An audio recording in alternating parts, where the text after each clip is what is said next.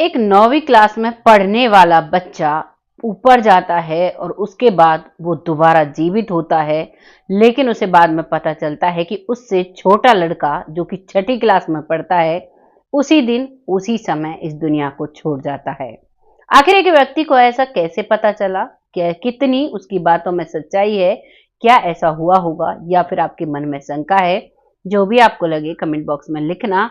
ये कहानी जो मैं आपके सामने लेकर आई हूँ, ये सच्ची कहानी है। ये एक बुजुर्ग जो अब जिनकी काफी उम्र हो चुकी है, जो रिटायर्ड हो चुके हैं, जो अपनी जो सरकारी सर्विस थी उसे भी छोड़ चुके हैं, वो बताते हैं, उनके जीवन की कहानी है। तो शुरू करते हैं आज की कहानी। नमस्कार, मैं महक चौधरी आज आपके सामने फिर से एक ऐसी सच्ची कहानी लेकर आई हूँ जिसे सुनकर आपके जीवन में कुछ ना कुछ बदलाव जरूर होंगे।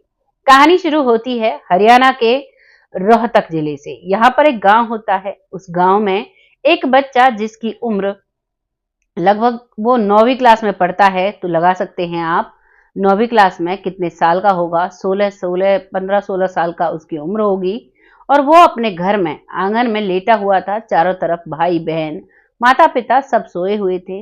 रात के समय उसे अचानक ऐसा लगता है कि 4 लोग उसके पास आए हैं और चारों लोग आने के बाद उसे अपने साथ लेकर जाने की कोशिश कर रहे हैं। और उसे ऐसा महसूस होता है कि जैसे अंगूठी होता है, ऐसा छल्ला उसके अंदर से उसे खींच रहे हैं।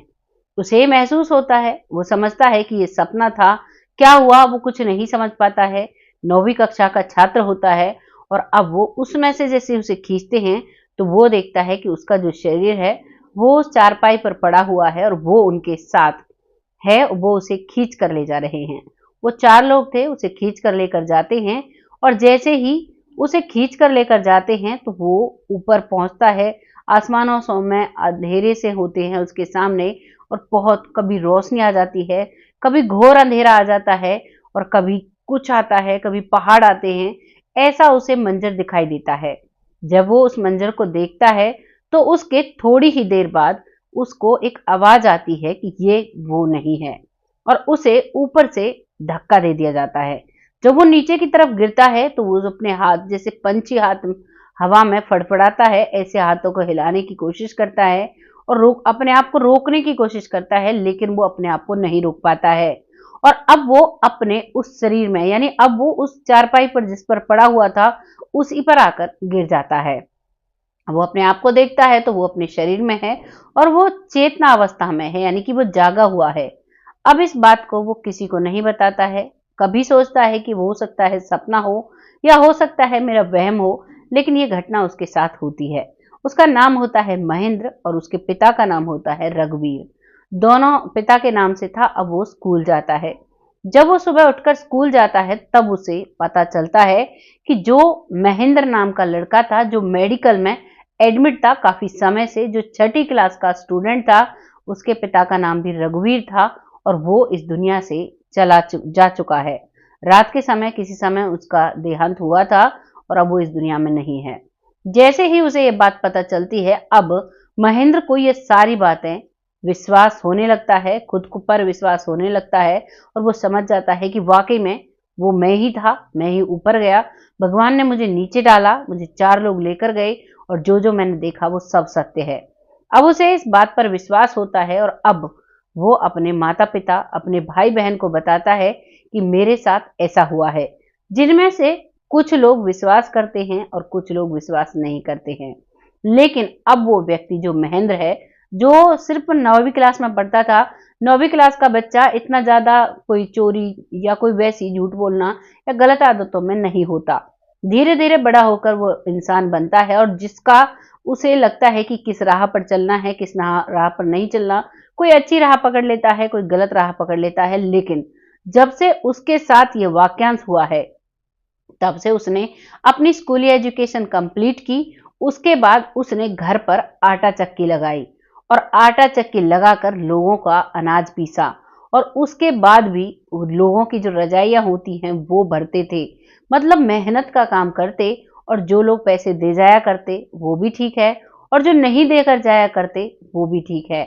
आज तक किसी के साथ उन्होंने बेईमानी नहीं की, बहुत शांतिमय जीवन बिताने लगे।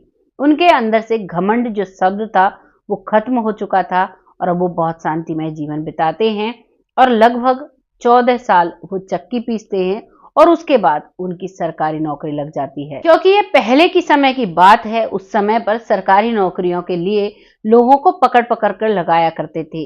हमारे नाना जी को भी लोग, जो पुलिस ऑफिसर थे, वो खुद जबरदस्ती लेकर गए और उनको हवलदार बनाया गया।